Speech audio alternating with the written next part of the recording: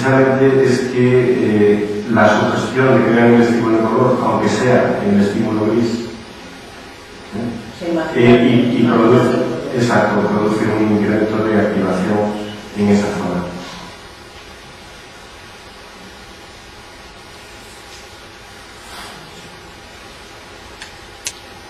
Bien. El segundo estudio, hablemos de modalidad sensorial, lo que estudiaron Sedman, Willy Bowers y Naminas, en el año 90 y... perdón, es el 98, está mal puesto la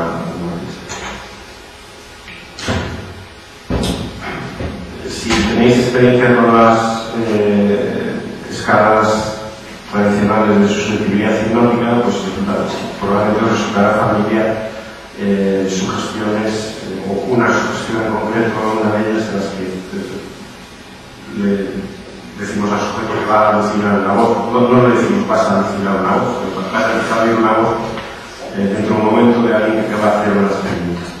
Lo normal es que los sujetos no oigan absolutamente nada, es decir, es una de las sugestiones en mi experiencia y hace años pasé cientos de veces esa escala y me encontré normalmente entre un 3 o un 4% de las personas responden a esa sugestión, en mi experiencia ni eso. Pero bueno, la pregunta que se planteaban los autores es: ¿existe alguna parte del cerebro cuya activación esté relacionada con la decisión de si algo que estoy oyendo lo reconozco como real, es decir, como algo que realmente está ocurriendo, o me lo estoy imaginando? Es decir, ¿cuál es el origen de esa percepción? Y una forma de preguntarse eso es plantearse esta otra pregunta: es decir, ¿existen áreas cerebrales que se activen por igual con estímulos auditivos reales y con estímulos auditivos alucinados, y que en ambos casos esa activación sea mayor o diferente a la situación en la que los sujetos imaginan la voz? Bien, aquí los participantes con 5.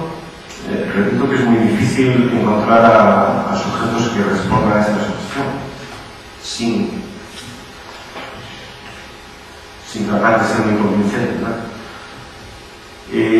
Consiguieron 5 sujetos a los que eran altamente hipnotizables de acuerdo con sus puntuaciones en la escala de Harvard del grupo y la escala, la versión de la escala de Stanford C para grupos de la Universidad de Barcelona.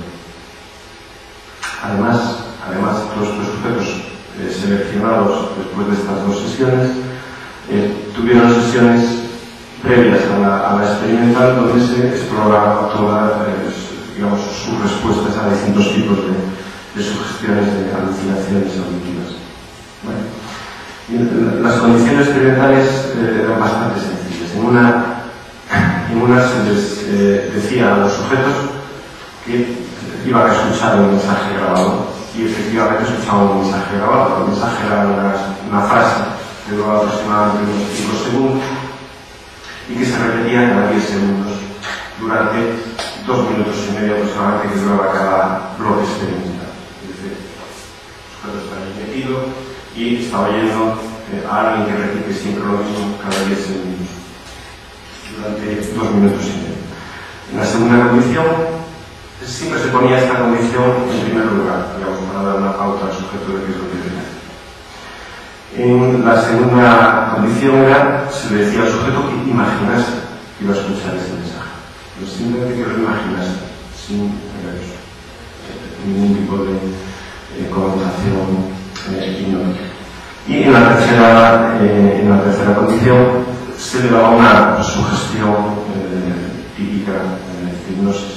Vas a escuchar esta voz cuando apriete la tecla del magnetófono, vas a empezar a escuchar esta voz. Se apretaba el magnetófono para hacer un poco lo que parece y luego el silencio absoluto. Bueno, recuerdo que lo que buscaban los autores era si había una zona del cerebro en la que se obtuviese una activación similar ante el mensaje real y el alucinado. Y que esta activación fuese igual en estas dos condiciones y mayor que en la condición en la que los sujetos se les decía simplemente que lo imaginasen. Bien, la única zona donde encontraron esto, es decir, donde encontraron específicamente esta diferencia, fue en el giro cingulado anterior. El giro cingulado es una parte de la corteza límbica, ¿no? Es toda esta zona que veis por aquí, bastante grande, por encima del cuerpo calloso. Eso se llama el córtex cingulado o el giro cingulado. Y cuando hablamos del giro cingulado anterior, que en la terminología es el ACC, es esta zona de aquí. Bastante grande. Bastante grande porque veréis en varios de los estudios que vamos a ver ahora que en varios se produce activación del cingulado anterior y probablemente no en todos los estudios es exactamente la misma zona del giro cingulado anterior. Aquí veis un esquema, un gráfico donde se presentan las activaciones obtenidas en cada condición. Esta línea base era simplemente un periodo de descanso sin estimulación. Aquí cuando los sujetos escuchan el mensaje real, aquí cuando se lo imaginan y aquí cuando lo alucinan. Entonces el patrón es exactamente casi exactamente lo que yo estaba buscando, es decir, mayor activación similar ante mensajes reales y mensaje alucinado y mayor en los dos casos que en la condición de imaginar. Bueno, además, a los sujetos se les pedía que después de cada condición experimental tenían que rellenar, tenían que hacer una estimación, es decir, dar un autoinforme acerca de dos cosas. Primero, hasta qué punto lo que habían oído, imaginado o alucinado era claro, es decir, era la claridad, digamos, del sonido que habían escuchado, y hasta qué punto les parecía real o externo, hasta qué punto les parecía que tenía un origen externo.